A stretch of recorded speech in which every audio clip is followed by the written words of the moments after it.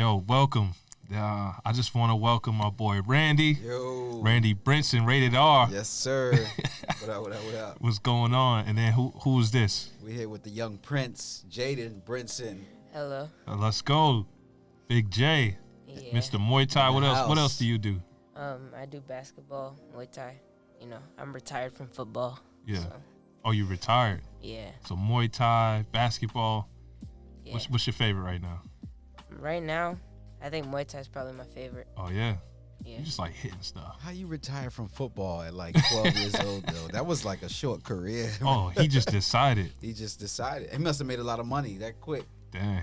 Yeah. Hey, Cashing out. telling you. Hey, they say football, that career is a short span, so, Yeah. you know. All right. Well, I appreciate you guys being here. Yes, sir. Yes, sir. Let's Thank go. you for having us, man. We Yes, sir. appreciate it. You ready, Chris? You ready, Ben? Let's get it. Man, let's get it, man. Welcome to the Follow Then Lead podcast. Follow then lead, though. I love that slogan, though. Oh, yeah? Appreciate it, bro.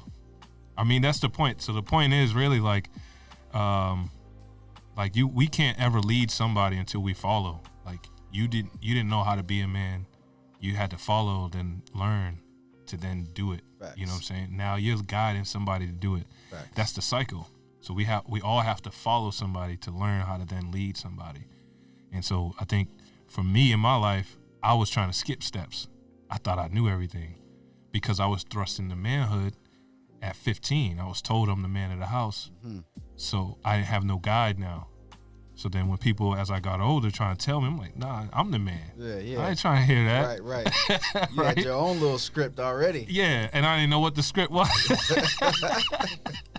Wet behind the ears. Yo, gone. You know. Yeah. So now that I'm, learning, I'm getting older, I realize that a lot of us have gone through that, and I'm Absolutely. still going through it, Absolutely. You had to make a way, though. So, shout out to you for doing that.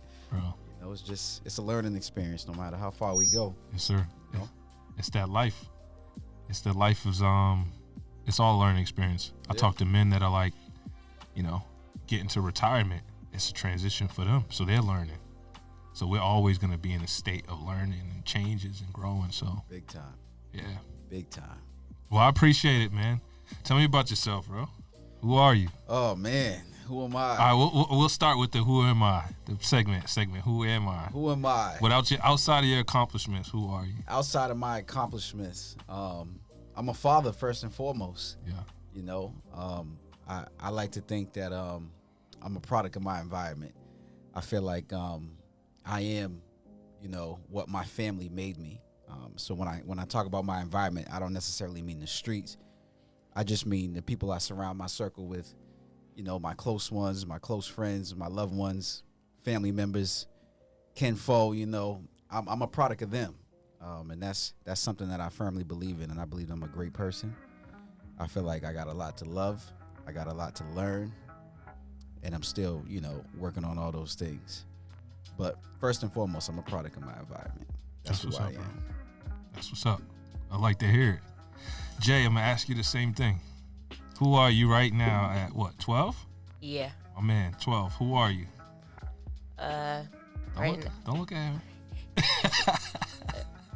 Right now, I'm a growing teen. I know I got a lot to learn and a lot of mistakes that are gonna happen, and I know I gotta change some things. So, I really don't know how to answer that question. Yeah. That's good. I'm glad that's the truth. That's right all there, right. though. That's all right. But that's the best answer you could give because you're still learning. Yeah. You're still growing. I Right. appreciate you answering the truth. Yeah. So, all right. So what made Randy? You just said your family. Yeah, man, I'm a big family guy, growing up in a house, 2 parents, my father was there for me since I was a baby. My mother was there for me since I was a baby. So I feel like watching their family dynamics is what made me today, through the bad and the good, because it wasn't all peaches and cream, Mm-hmm. But I like to take a lot of my traits from my father because he was so persistent, so dominant, so well structured. I ain't like the majority of it, but it was real. It was fatherhood, and it was things that I could never buy from anybody. and I wouldn't trade that from the world. So I like to think that he made me into a man of solidarity, somebody, who has strong structures, great principles that I live by, that I try to preach to my son, who's here with us now. I like to think that I'm a lover also, more than I am a fighter. I put my heart into everything I do. I don't wear my heart on my sleeve, I'm a Cancer by nature, so we emotional people no matter what. Mm-hmm. But I got a big heart, man, and I feel like if I'm gonna do something, I gotta love to do it, and that just makes it so much more real for me. So That's what's up, bro. yeah. What are some of the things that, I know you mentioned your father was really structured. So like, what are some of the things that you learned, like outside of that, like from about manhood from your father? My father taught me like real small principles that are major to me in life right now. Like just as far as like completing the task, if there's something I got to do, you got to make sure it's done right. Don't just do it any kind of way just because you want to get to the end goal. Like there's no short recipe for success with him. You got to finish it the proper way. And if it's not proper, we're going to restart. And we're not going to get to step 4 if we don't do step 1, 2, and 3. Yeah. Like a lot of times we watch social media, we see TV, and we're like instant gratification. How can I get there as fast as I can? But my father showed me, like, you got to take the roads to cross to that street before you could get to that highway. Mm-hmm. And if you don't go on those roads, then you're not going to be in the right position, or you're not going to be structurally solid by the time you get to that highway. Mm-hmm. So I think that's one of the biggest things about him that he taught me is like, if you're going to do something right, son, just do it right the first time. So that way you don't have to repeat yourself, and don't short yourself in life either. I grew up trying to save money and trying to do things and be like, all right, I'm going to get 30 of this when I really know I need 40. And then 2 days later, I got to go back and get 10 more. And he just looks at me like, well, you should have just got the 40 the first time when you know you needed it. So I'm still learning. Like, I'm still doing that now. But I think about these principles he taught me. Yeah. Like, you know what? That's what my father would say. It's exactly what he would say, So to this day, living testament of it. And I'm grateful of that. That's what's up. What would you say, I say outside of your father, the three most influential people in your life that have helped you to become who you are? Wow. That's great. If I had to say that outside of my father, I would think of this lady named Samantha Sad. She, passed away. God rest her soul. This lady was like a legend, man. And I met her as a youth. I was probably about like 5 years old. I was going there after school for like a daycare or after school program or whatever. And because of her, I got to experience life outside of the developments that we were living in.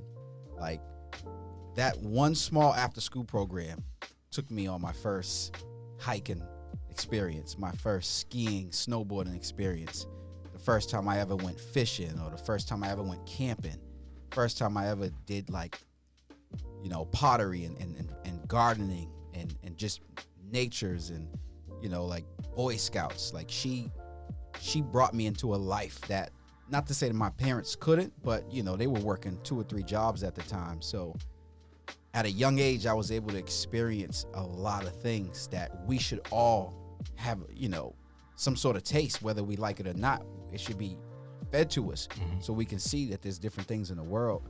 So big shout out to Sam, man. She helped me out a lot. Clap for Sam, Jayden. Clap one time for Sam.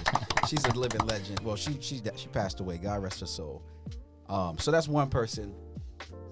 If I had to think of another person, I would think of the chief court officer, Kevin Thomas. I think you might know Kevin Thomas. Maybe by face. Probably by face. A lot of the Ken folks know him. He's big around the city. Yeah. Chief court officer for the probate family courts. He's the man.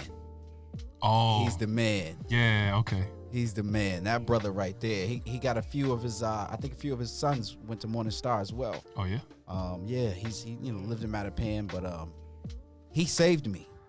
at a crossroads in life where, you know, it was you know, basically like the devil or God for me, and I was going down that down spiral, you know, staring down that barrel, and it was looking real ugly for me, and he recognized me from a grocery store that I worked at the time, Stop and Shop. He was like, "Don't I know you, young fella?" This is a time when it was bad for me. I was behind the cages, and he was like, let me ask you a question. Like, why are you here? And I really didn't have an answer for him, you know, like, and he just felt in my heart, you know, he made this connection with me. Like, I know you're in the wrong place. I know you don't belong here. Let me help you. And he lended his hand, stuck his neck out for me. And I never looked back. And that was the turning point in my life where I started becoming a better man, a mature adult. And I made like just 180 decisions on how I wanted to progress, man. So if it wasn't for Kevin, things would be a lot different right now. So shout out to that man for sure, man. So clap it up. Definitely, man. He was a good dude. He's still a good dude. 3. Oh, man. If I had to think of a third person, outside of my father, I would have to say it would be, you know, my greatest creation, and that would have to be life for my son. Yeah. I think that's the greatest, you know, responsibility anybody could have is taking care of a child, and growing life is the greatest gift we all can have. Yeah. So, if it wasn't for Jayden, you know, I probably wouldn't have the job that I have. Yeah. That's for sure. You wouldn't be driven to do what you're doing. I wouldn't be motivated at all. When he was spit out like a young booger, it was like, what we gonna do? What we gonna do? Yeah. You know, these little nicks and tricks wasn't making it for me, you know. I realized I didn't have a complete family circle, but I knew as a man from what my father had taught me, there's a right way to do this. And I got to get it done. At least he gonna be straight. Even if I'm not, my kid's gonna be straight. And that was another big turning point in life for me, where I had to know get financially straight, get financially stable. And that's when I joined the EMT class, and I was like, took off from there. So shout out to Jayden. Shout out to the young boy. Shout out to Jayden. Everybody can't see right now, but when I asked him who his third one, he's sitting there like pointing at himself like, me? What you mean? This is without a question. Without a question. Without a question.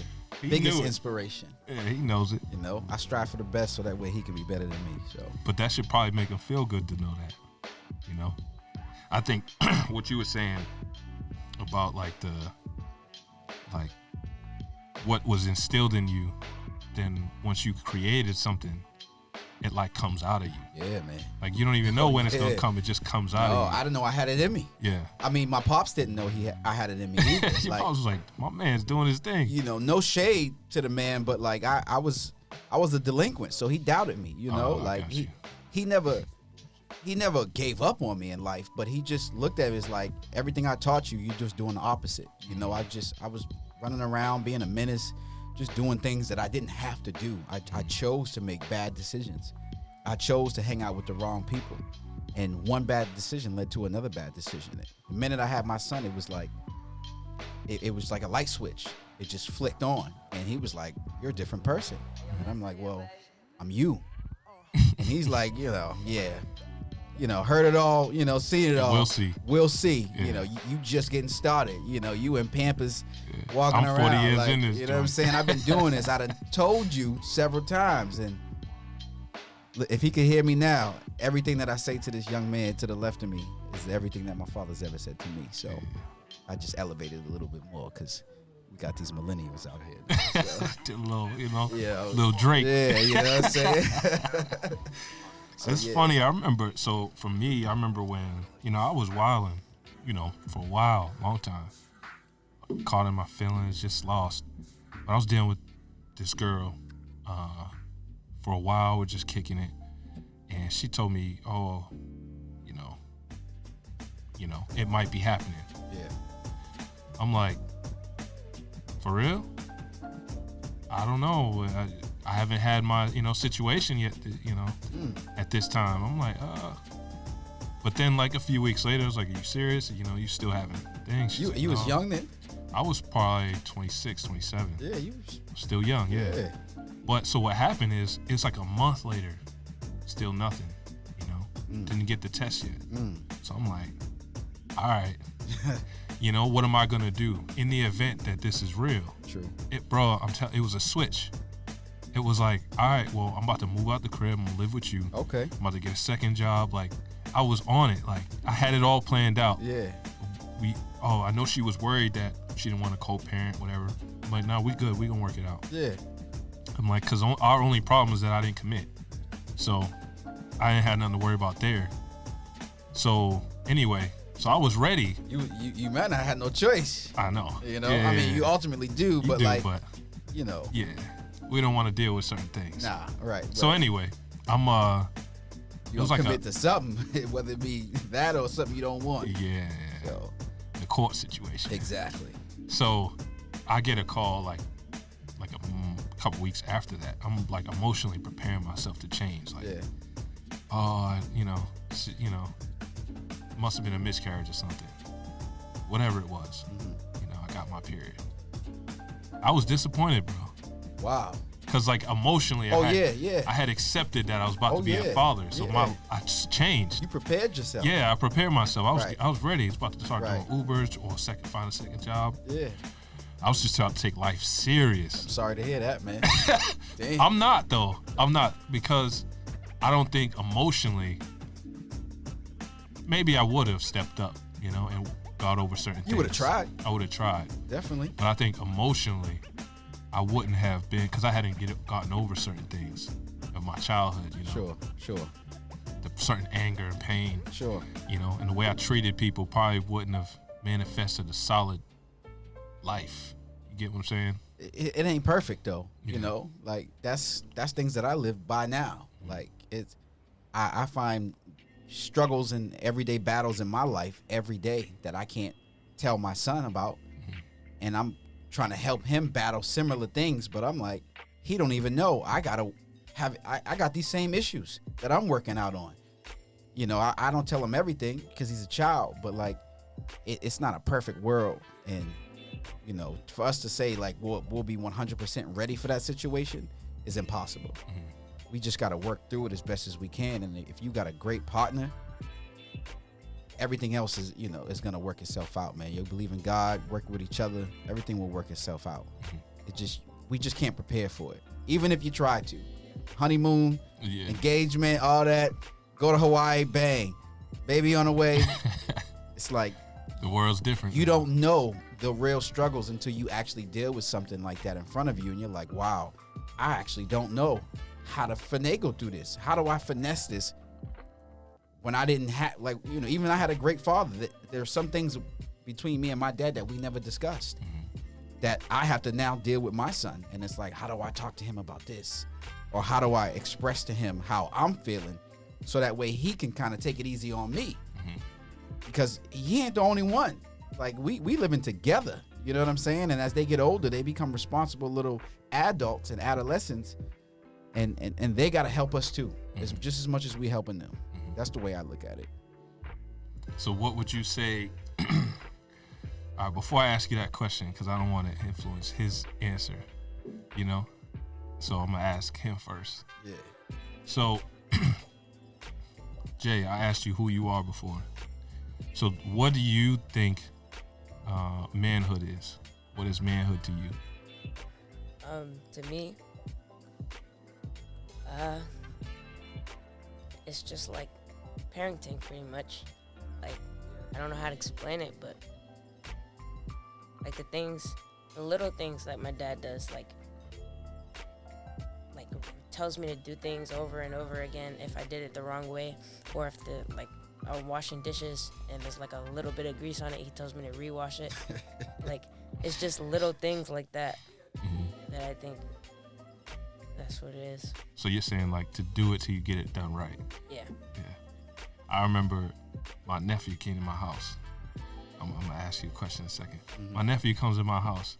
I just moved in an apartment, so he's like, yeah, Uncle, I'm gonna live with you. You know Zay, right? Yeah, you remember Zay. I'm gonna come live with you. I was like, oh, you think this is gonna be a fun time? Come and live with Uncle, don't you? Oh, okay. He was like, yeah. I was like, oh, all right. That's my man. Waiting for it. Yo, he came to the house. I was like, all right, you got responsibilities. He knows that all the time you come here. Right. You ain't just sitting there playing the game all day. You taking care of the dog, and you gonna clean up the dishes. That's it. Don't half the dishes. Get it done right. And I tell you, if you don't do the dishes right, there's grease, there's dirt on these dishes. Yeah. You're doing all of them over. Facts. All of them. You're doing them all. All of them. You know what? No question. Why not? No, come on. If I can't trust that any of those are done right, and I'm not about to check them all. So facts. You did one wrong, do them all over. Do them all over. You got to learn the right way. You don't do it right, you're gonna keep doing it. Right. So then there was a time I was like, all right, you let me show you then. If you don't know how to do this, I don't know if you were taught right. So let me show you. Okay. I sat there, washed every single dish in front of him, but I had him explain to me how I'm cleaning the dishes. Okay. So I'm like, all right, what am I doing? Yeah. Why am I doing it this way? Yeah. Showing him, okay, why did I do it this way? Right. How did I put the dish on the thing? Yeah. Okay, now wash all those again. Bro, Yo, for real. you wasn't playing because though. I don't want you to keep needing me to do this for you. Right. So you're gonna realize that it's hard. Right. So then the only way for it not to be hard is just do it the right do way. it right. Just do it That's right. it. You're So not next gonna, time you're he not gonna did the like dishes, it with you coming down his neck. you're not gonna like that. You're not gonna like that. So to make both of our lives easier, Make both of our lives easier. because I tell you, like, all the little things I ask you to do, Yeah. and you could probably say the same. The little things I ask you to do is for both of us to work well together, Correct. right? And if you don't do the little things, those little things then become more of a burden for you and me Mm-hmm. than necessary. Because anything after that is you can do what you need to do. Right. Have fun, Right. play the game, chill out. Right. The little things I need you to do is for your benefit and mine. It's simple. It's simple. That's all it is. Because I'm worrying about a million things. I agree with you 100% on that, bro. Yeah. 100%. So it's just those lessons, the hard ones, Yeah. like your father showed you. Yeah, man. Yeah. It's every day too. It's it's every every day. Like we go through this every day. Every day. But I agree with you 100% on that. Sure. Yeah. Sure. If I never thought I was ready to be a father, I think maybe that weekend might have showed me. Yes, I was sir. like, man, I'm not playing. Better take those little lessons as you can and be like, listen, this is what it is. Yeah. But it's different too than like the molding from early on, Yeah. every day, to then when they get to a certain age. Right. Right. Is the rebellious area, but Of course. you work through that stuff. We've been through it. So you answered, what is a man to you? So did I already ask you what is a man? Now, what is manhood to you? Meaning like being a man or Yeah, like what defines a man? I think what defines a man is someone who takes care of his responsibilities first and foremost, and sacrifices everything to have nothing for himself. I think that's what a man is. I think a man will do everything for his family or his kinfolk or his loved ones or his close, friend, and somebody who's just all around solid, who doesn't look for a clap, or a pat on the back. He just does it because he knows it's the right thing to do. I think it takes a real man to do a lot of things like that. That's like my cap on it. I'm with you. I think of it like the Lion King. Like Mufasa trained Simba to be the man. Yeah, he did. To take care of the kingdom. Right. Mufasa dies. He goes off with his boys, Timon and Pumbaa. Yep. Them niggas is like, nah, responsibilities. For what? Hakuna Matata, bro. Yeah, like we can living just our hang life. out. We just live and party Doing and our have all thing. the fun. Yeah. Nala comes like, bro, what are you doing? We Real need woman. you. Huh? Real woman. We need you. Yeah. You was trained for this. Like, you supposed to be taking care of us. Yeah. And it's wild over here. Yeah. Step up. He's like, what you talking about? My boy, we hanging out. We Yeah, cuz. I'm down here in the A. Yeah. Getting it in, like, Partying it doing up. my thing. What you talking about? I'll get back to you later.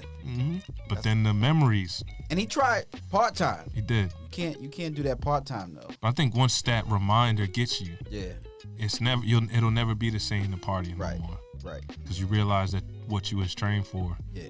you know. As a man, you don't really get days off either. You know, like, we don't get, you know, like real, you know, post pregnancy FMLA. We don't get a lot of the things that, you know, women get. You know, like, I know we get Father's Day, and it's not compared to what Mother's Day is. And that's no disrespect to women. It's just I've accepted the fact that I have no days off as a man. I may get some days off from work. I might take a couple days off from the gym, but I gotta be a man every single day, from the minute I wake up to the moment I go to sleep. And that's a huge responsibility, especially to be as a black man, you know, at that. And in these days and eras, you gotta be super strong, almost like an Avenger, to be a black man out here. You know, shout out to the Black Panther, you know, the late great. And the Black Captain America. And Black Captain America, you know what I'm saying? Like, we got changing times, man. But being a man is a 24/7 job, man. You don't never get a break from that. You know, it's not something I'm running from. It's just something that I'm embracing. So it's tough, though. It ain't easy. I can tell you that. It ain't easy. You know. Yeah, I'm learning it. You know. Stepping into it. It's not easy. Like, being his father is different from me being a man in some ways, because I'm a different person when I'm around other men, and I have to give him some of that in increments. I can't give him the full 100%, you know, adult. Like, this, it's just levels to how I gotta help my son grow through things. I like to look at it as like chess. It's like, you know, ultimately, as a man, we want to be the lion. You know, we're the king. You know, and that's why we got our queen. It was, you know, named that for a reason back in the Roman days. So I like to look at the kids as like our pawns. They go all over the place any way they want at a slow pace, and they quick to get capsized, get knocked down all the time. But the king and the queen are always there. They're always at the top of the throne. You know, and there's plenty of pieces in this chess game that move around a lot. But the king and the queen, they usually stay home. They usually stay in the same place. They only come out to save their kids. They only come out to protect their family. They only come out when it's necessary. So I'm trying to get to a level where I raise him to come up from that pawn stage to be the next stage on this chess piece. You know, I want you to get somewhere far where maybe you could be the horse. You know, maybe you could be the knight, you know, but you got to learn what it's like to be in your stage first. You can't, like my pops taught me, you can't jump to stage 4 if you at stage 1 still.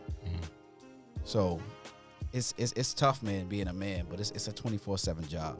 So, and you gotta protect a lot of things, especially your health, your mental health. That's number one. That's number one. If I'm not right in the head, I'm not right for nobody else. I can't take care of him if I'm not mentally strong.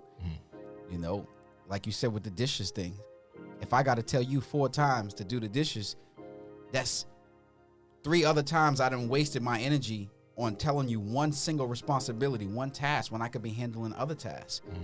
That's trying to help us as a whole. You doing the dishes helps me out to prepare dinner.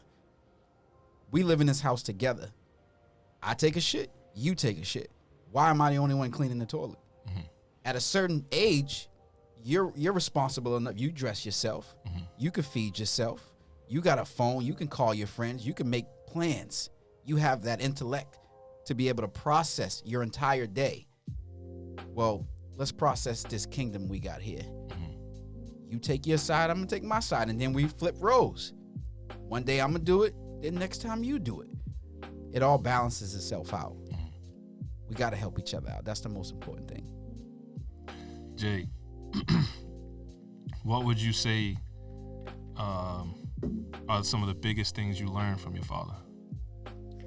Some of the biggest things I learned from him is I learned a lot, you know. It's hard to like put it all in one. But mainly I learned to like be proactive and be responsible for a lot of things. Take responsibility for my life and not blame things on others. That's important. Major key. Yeah, major key alert. Major key. Sure. So, like, what is, like, not blaming others look like? Not blaming others is pretty much like, I don't know, for like example, say someone crashed their car, you know, and you were like on your phone driving. You can't blame them because you were on your phone. Mm-hmm. Or if they were on their phone, you could have swerved around, you could have went the other way, and you still blame them for that. Mm-hmm. But I feel like taking responsibility is like, oh, my fault, I crashed into you, and yeah. I think that's awesome because there's a lot of adults that don't take responsibility. Big time. It's everybody else's fault. Big time. Number one, oh, they did this to me. You know, my parents are the reason I'm who I am now. Like, I think every choice you make and every choice we make in life creates who we are, you know? And so for us taking responsibility for who we are as men, Yeah. like, that's number one, because we're solely responsible for us. No matter how we grew up. Yeah, we grew up that way, but we grew up. So now we're responsible. Right. That's what's up. I appreciate you telling me that. That's a big thing. That's a big thing. Major. Taking responsibility is huge, man. I think It's there was a huge. time where everything was unraveling for me. Everything. My car, being out of my plates being unregistered on the street, getting tickets every Riding day. Dirty. I didn't realize it. Damn. I got a ticket every How day. you not realize you riding dirty? Because I wasn't responsible. Wasn't being responsible. That's it. See, Right? there There's you no go. excuse. I just wasn't responsible. There you go. So I wasn't on top of my responsibilities on the car, Yeah, life, facts. my finances, nothing. I get in a car accident that year. My car is unregistered. Dang. Then that's the same year I think that non-moving violations were put on your license.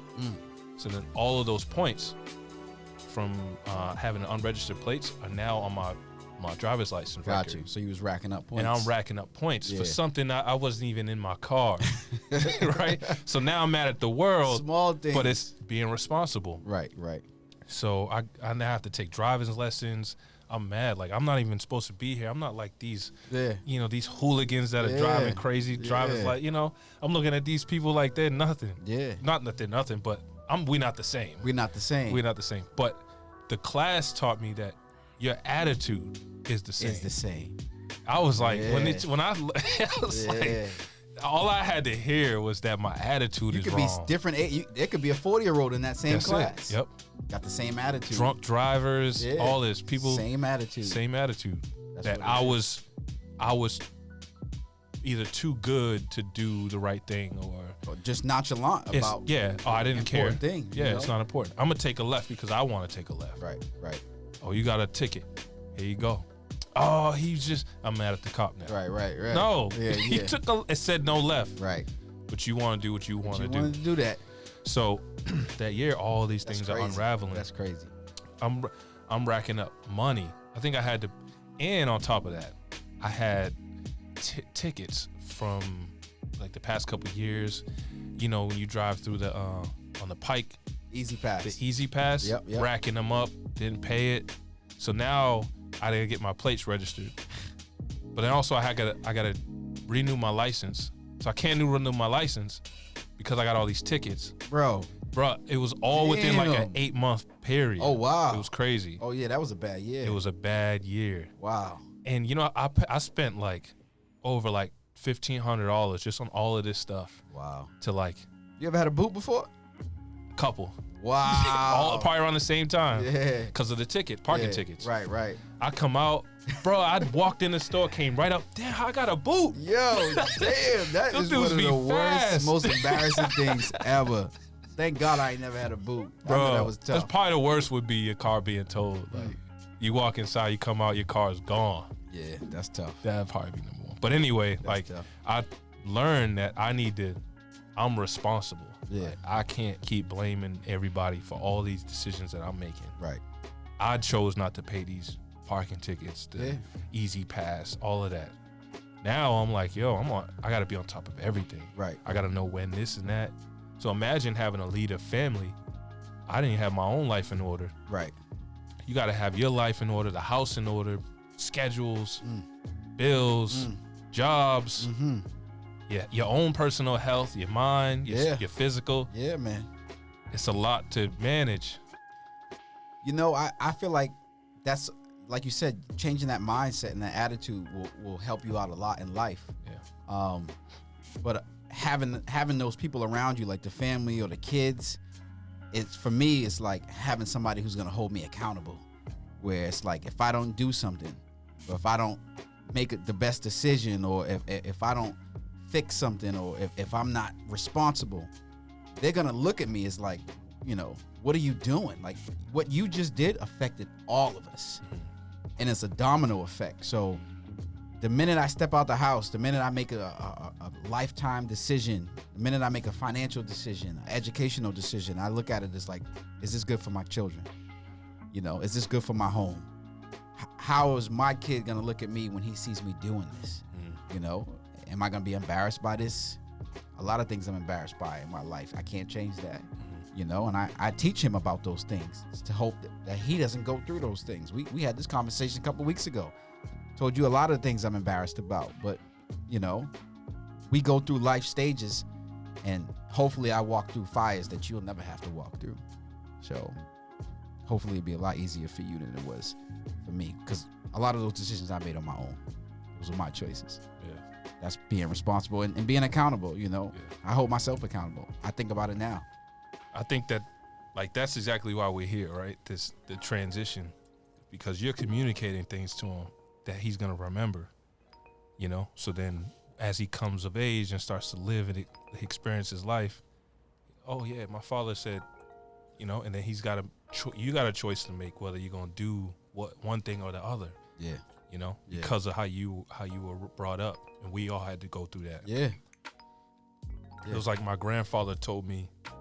He always was like, you know, don't crap where you lay, you know? Yeah. None of that. He's like, your home is number one. Right. Your job's number one. Right. I think there was like a third one. I always forget what the third one is. But it was always like, if anybody was showing me interest around where I live, I'm good. Yeah. Because if it don't work out, I got to walk around on eggshells, tiptoeing. Right. You know? Or my landlord, good. You know? Yeah.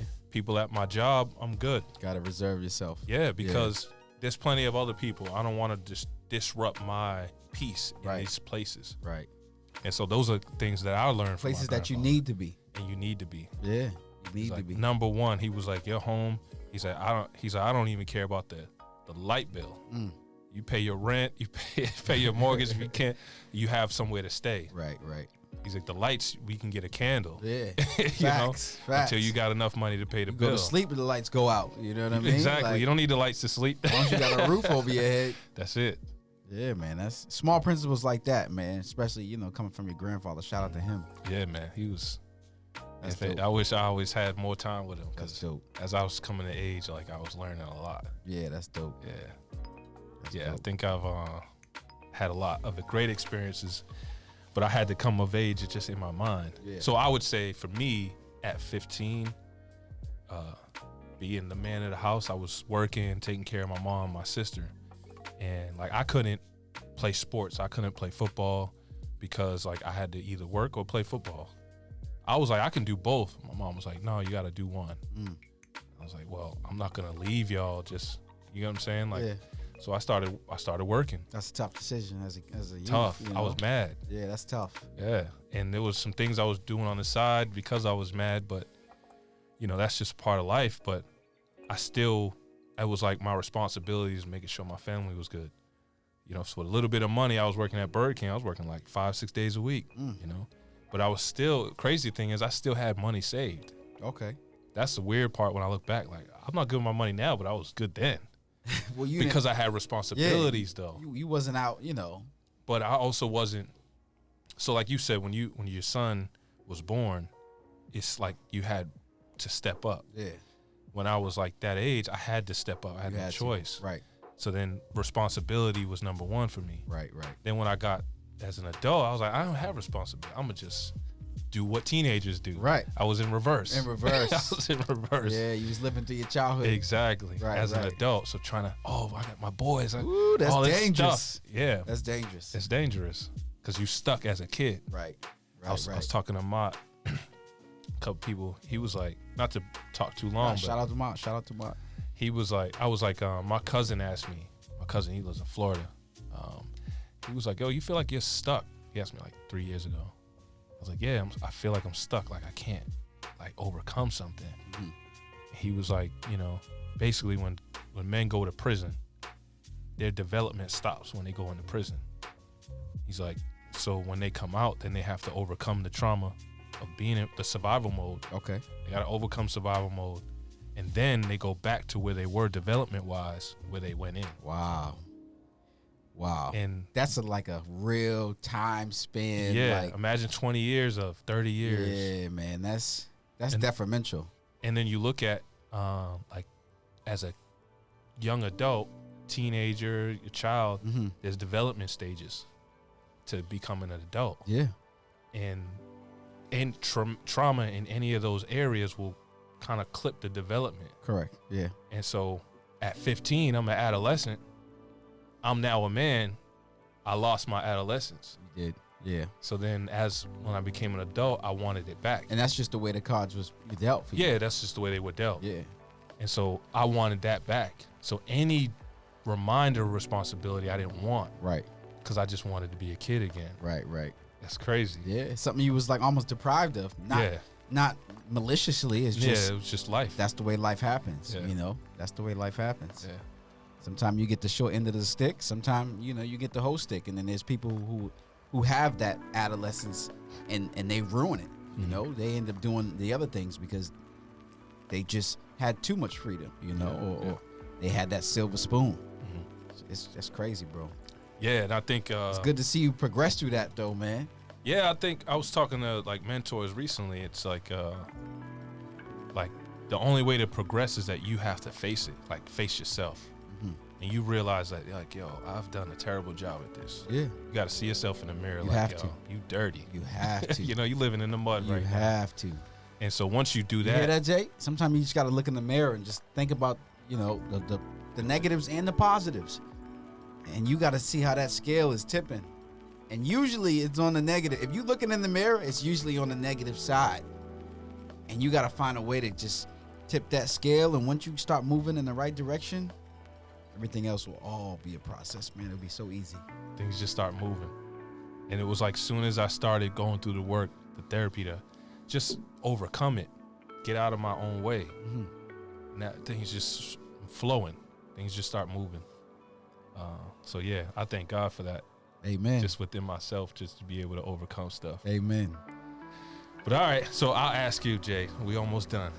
Who do you want to be when you grow up? Like, what do you want to do? Do you have an idea yet?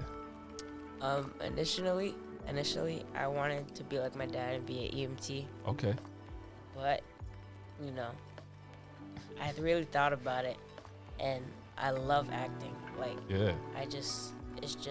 it makes me who I am.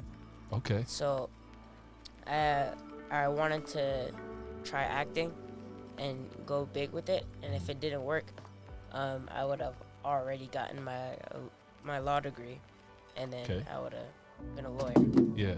a defensive lawyer. Defensive lawyer. Damn, you doing big things. Yo, no games. Real school. For real. Real school.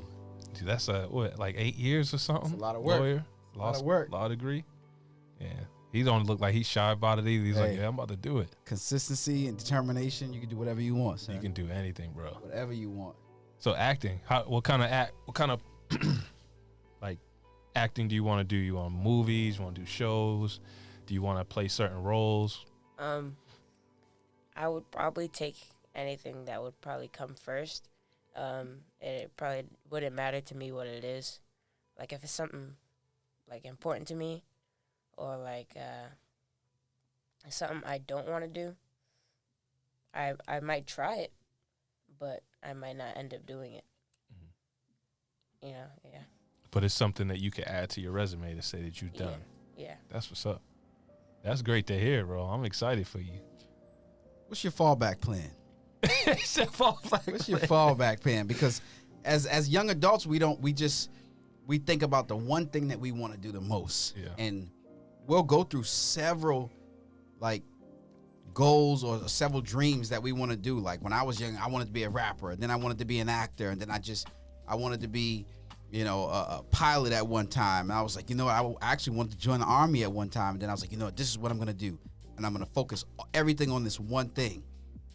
But out of all those other things that I ever said I wanted to be, I never considered them as my actual fallback plan. So you really got to start considering if I put all my money, all my eggs in one basket and it don't work out, what is going to be my next move? Because usually your next move is your best move. A lot of men that I know didn't make their first move. They made their next move, and they're very successful. They're okay with that. Shoot for the skies. Chase your dreams. Whatever you want to set a goal for, go and achieve it. But just remember, just in case, you always got to have a fallback plan. You always. It's like that $20 at the bottom of your wallet. Got to keep that just in case. That $20 be coming through. Coming through. What do you say to that? I think I might have a fallback plan. Okay. Maybe. I was thinking, I might be too lazy to do the 8 years. So I was thinking. You already knocking your college off. You already thinking you might be too lazy. I would finish college. Yeah. Or I would probably, if I didn't, finish college, I would probably choose the best job I can get. Like with that basket thing, I would see what's in the eggs, and I would see what I can grab from those eggs. Yeah. In the basket. You gotta find the best egg. Yep. All right. I like to hear it. At least you got a plan, bro. I like it. Gotta have a plan. All right. You got any questions for me or for your father? No. No? One question in the world that you would ask exclusively. Nothing's off the list. Anything you want. Anything I want. Anything you want. Doesn't matter. You can't get a no. You won't hear nothing from me. No backlash on the behalf of Uncle Ben. You could ask any question, but it got to be a real question. I'm not talking about nothing funny. Yeah. Something real. You might think it's funny, but I've been waiting like 5 years to ask this question. Okay. He might think it's funny. Yeah. When can I have the keys to the Jeep? Yeah. You said you want the keys to the Jeep. He want the Yeah. keys to The the big Jeep. body. Don't even know how to drive yet. Already want to roll. I mean, that's a nice car. I mean, at least he knows. Hey, took a lot of hard work to get to that point. It's And, gonna take some hard work to get it too. You definitely ain't getting them keys. No time soon, young over. You can forget it. I'm grooming that little Dodge Caliber for you right now. He said you're gonna be 18 with your license. You ain't getting the car. Listen, the real talk. What I told him, we was talking about this. We were just driving. He was like, I was like, this is a great car that I'm driving a Dodge. 40,000 miles on it. I'm like, That's it.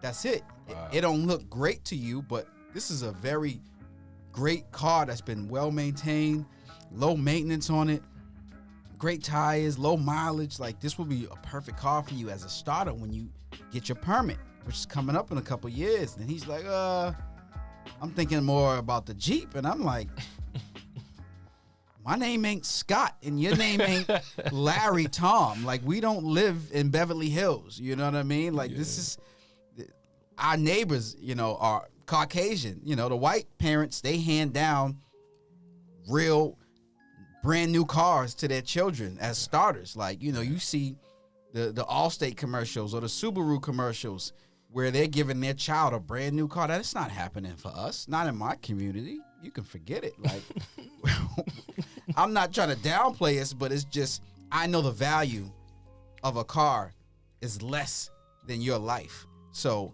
if you get something so flashy, so new, so expensive, you're not gonna appreciate it as if you would something lesser value, because you're gonna think that you're more than what you are. And I don't ever want you to believe that a material item is gonna make you more special than the way you are as an individual. You don't need nothing. You could be walking in your crispy custom Nikes and be better than somebody in a Jeep or in a Lexus or in a Ferrari. You know what I'm saying? Like, I can go out. I got good credit. I can go sign and get me a Range Rover. You see me driving that? No. I think about it. I talk about it, but it ain't happening because I got priorities. You know what I'm saying? So you can have that dream to say, you know, I want the keys to the Jeep, but just make it your own dream, not your dad's. It's like what you were saying earlier, like the preparation, what your father was saying, like you can't just jump to 4. You got to go from 1 to 4. Right. And when you get to 4, you then value 1 through 3 because you had to go through it. All those stages you've experienced. And then you also appreciate where you are more. Yeah. And so that's like the good thing, a part of life. Like when you struggle and go through things, like you appreciate your life and appreciate the people around you a little bit more. Yeah. And you value things better. You value your money once you struggled. Right. So then I have money now. Let me be responsible with it. Right. And so I think that's what he's saying to you. It's like, I give you that Jeep now. For your first, you just always going to think this is what you deserve. Right. Without having to earn it. I got a Jeep first time. Now I got to go get me, I got to get the Jaguar next. Yeah. It's like, nah, brother. Yeah. Real life is have to work for it. Right. Yeah. It's also, it's like, they say what doesn't kill you makes you stronger. As an adult, I like to look at it as like, whatever setbacks I have will only make me better as a man, as a person, because I have to appreciate the setbacks, because we all have a purpose in life, and I'm living through a testament that was already written. And if I have a setback, I'm gonna be upset. I'm gonna be mad. Like, give you an example. Like, if I'm trying to get a promotion at my job, or I'm just trying to get a job, I fill out the application 20 times. I go to the interview 20 times. I never get the job. Am I gonna stop interviewing? Or is that just a minor setback for me? But if I take that application and fill it out 22 more times, and then I finally get the job, you know how much better as a man I'm gonna feel then, knowing how hard I had to work to get there. And there may be somebody who filled that application out one time and got the job.